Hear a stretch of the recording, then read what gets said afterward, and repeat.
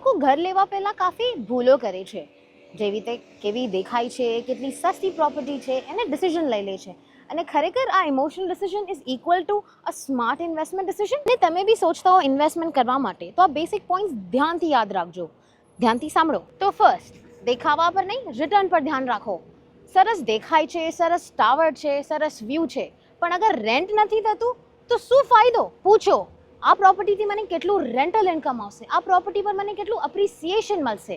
Second, સસ્તી નહીં વેલ્યુવાળી property જોવા જાઓ. સસ્તી વસ્તુ ફાઇન તો લાગે, પણ લેટ્સ સે આ પ્રોપર્ટીની લોકેશનની ડિમાન્ડ ઓછી હોય, રીસેલ કરતાં ડિફિકલ્ટી થતી હોય, તો સસ્તી નહીં વેલ્યુવાળી વસ્તુ જોવા જાઓ. સસ્તી પ્રોપર્ટી નહીં, સ્માર્ટ જગ્યા અને લોકેશન ચૂઝ કરો for your property investment. Third, very important, numbers check કરો.